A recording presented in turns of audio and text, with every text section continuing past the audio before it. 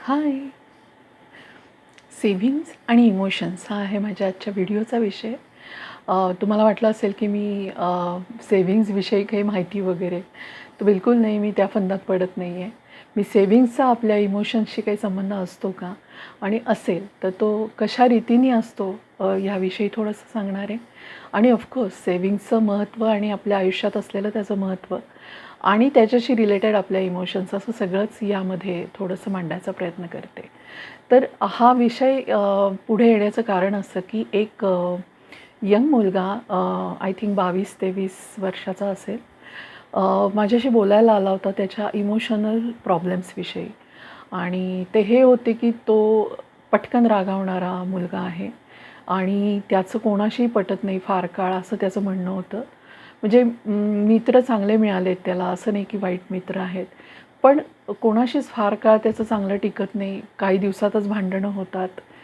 घरी पण त्याचं खटके उडत असतात. असं सगळे त्याचे प्रॉब्लेम आहेत आणि त्याचा राग इतका येतो त्याला पटकन, की तो कंट्रोल होत नाही, असं त्याचं म्हणणं होतं. तर आम्ही जेव्हा बोलत होतो तेव्हा हळू असं लक्षात आलं की ॲक्च्युली त्याचा प्रॉब्लेम हा इमोशनल प्रॉब्लेम नव्हता.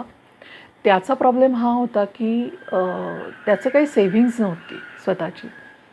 त्याला कायम पैशांची मारामार असायची आणि मग मंथ एंडला तो मित्रांकडे पैसे मागायला जायचा. ते कधी द्यायचे, कधी नाही. आणि मग नाही दिले तर त्याचं भांडण व्हायचं. कधी मागचे पैसे दिले नाहीत म्हणून ते मित्र भांडायचे. मैत्री तुटायची काही जणांशी. असंच त्याचं घरीसुद्धा होतं.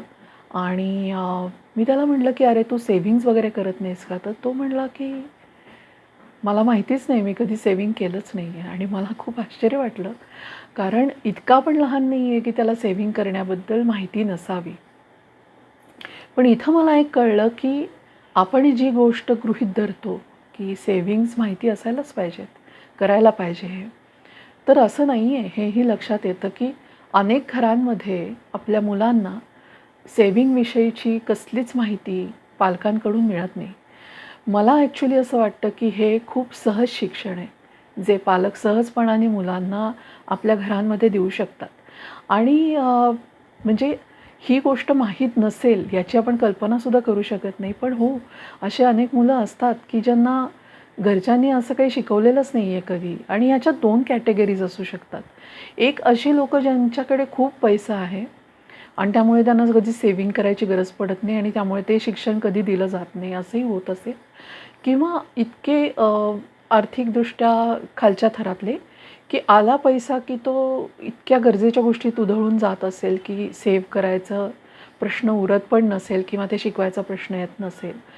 पण तरीसुद्धा मध्यम वर्गातनं सुद्धा प्रॉपर याचं शिक्षण द्यायला हवं निदान या काळात, असं मला वाटतं. मला आठवतंय आमच्या शाळेमध्ये 5वी ते 8वी आणि 8वी ते 10वी असे आम्हाला शाळेत येऊन म्हणजे ते पोस्टाचं म्हणतात तशा टाईप काहीतरी सेव्हिंग्जचा प्रकार होता. तर मला त्याचं नाव नक्की आठवत नाही आहे.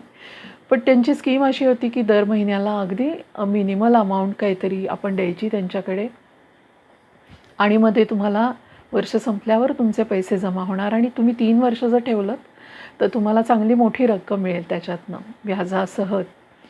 तर गंमत म्हणून सगळ्या मुलींनी हे सगळं केलं असणार त्यावेळेला. पण हा एक परिपाठ होता हे शिकवण्याचा की पैसा किती जपून वापरण्याची गोष्ट आहे, आवश्यक गोष्ट आहे आणि तो योग्य ठिकाणी खर्चही करता यायला हवा आणि आपल्याला महिन्याच्या शेवटी पैसे नाहीत ही स्थिती कधी आयुष्यात येऊ नये, हे शिक्षण होतं त्यावेळेचं, असं मला वाटतं. तर असं म्हणजे व्यवस्थित शिक्षण तर तुम्ही मोठं झाल्यावर मुलांना देताच. पण मला असं वाटतं की हा संस्कार खूप लहानपणापासून रुजवता येतो.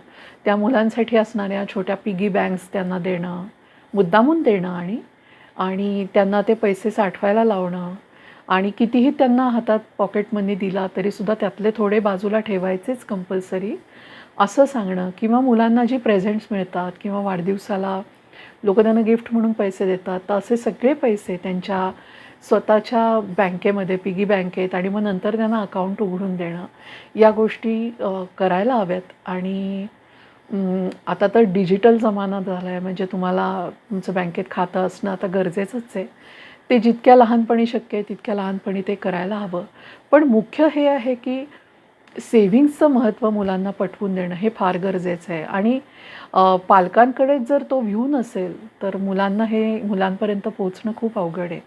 आपण पाहतो बऱ्याचशा वेस्टर्न कंट्रीजमध्ये म्हणजे हा विषयच येत नाही सेव्हिंग, किंवा त्या लोकांना त्याचं एवढं महत्त्व नाही आहे.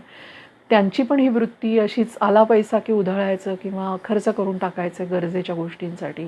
आणि मग कधी-कधी असंही होतं की गरज नसलेल्या गोष्टींसाठी पैसा खर्च होतो, कारण तो सेव्ह करायला पाहिजे. मे बी त्यांच्या मेडिकल पॉलिसीजमुळे असेल, माहिती नाही. पण आपल्या देशात हा एक चांगला संस्कार आहे सेव्हिंग करण्याचा. तर मला वाटतं की तो खूप लहानपणापासून जाणून बुजून रुजवायला हवा मुलांमध्ये. कारण आता आपण पाहतोय की खरंच लाईफ इतकं फास्ट आहे आणि धकाधकीचा हा शब्द आपण खूप ऐकलेला आहे, पण खरंच तसं आहे. मुलांच्या नोकऱ्या पटकन जाऊ शकतात. इनफॅक्ट चांगलं शिकूनसुद्धा नोकऱ्या मिळत आहेत असं नाही आहे. तर अशी स्थिती आहे. मध्ये आपण कोरोना बघितला आलेला, त्यावेळेलासुद्धा लोकांना खूप प्रॉब्लेम्स आले होते आर्थिक. तर अशा सगळ्या डिझॅस्टर्समधनं आपल्याला वाचायचं असेल, पटकन संकट कुठचं कधी येईल सांगता येत नाही, अशी स्थिती असेल, किंवा आपण इव्हन बघतोय की लग्न झाल्यानंतर मुलांची लग्न फारशी टिकत नाही आहेत. तर त्यामुळे सुद्धा मला असं वाटतं की वैयक्तिक आपलं सेव्हिंग, म्हणजे नवरा बायकोंचं जॉईंट अकाउंट असणं वगैरे ती पण गोष्ट वेगळी. पण वैयक्तिक त्या व्यक्तीचं अकाउंट असणं आणि आपला पैसा थोडा का होईना पण सेव्ह करणं, ही सवय जितक्या लहानपणापासून अंगात रुजेल तितकं तुम्हाला डेफिनेटली संकटांना तोंड देणं सोपं जाईल. आणि मला असं वाटतं ना, पैसे आपण साठवले तर त्याचं एक सिक्युअर्ड फीलिंग असतं आपल्याला, की हां, माझं सेव्हिंग एवढं आहे.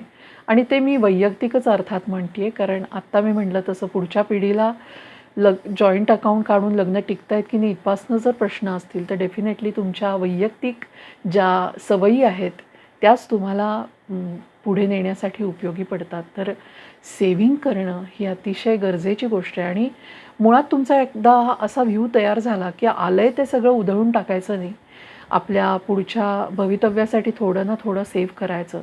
तर मग ही गोष्ट तुम्ही सगळीकडे वापरू शकता. हे फक्त पैशांच्या बाबतीत उरत नाही. आणि तुम्हाला एक सिक्युअर्ड फीलिंग जर आलं तर तुम्हाला तुमची इमोशन पण कंट्रोल राहतात. तुम्हाला दुसरा मला महत्त्वाचा फॅक्टर हा वाटतो की स्वावलंबन तुमच्याकडनं आपोआप होतं. तुम्ही लोकांवर आर्थिकदृष्ट्या पण डिपेंडंट राहायचं नाही, असं कुठेतरी आपोआप संस्कार होतो. तो हा पण गरजेचा आहे नवीन काळामध्ये. तर त्यामुळे मला असं वाटतं की हा सेव्हिंग्जचा संस्कार खूप लहानपणापासून आई-वडिलांनी मुद्दाम जोपासायला हवा आणि त्यांना ही माहिती देत राहायला हवं. तर हा होता आजचा विषय. मी इथेच थांबते. बाय.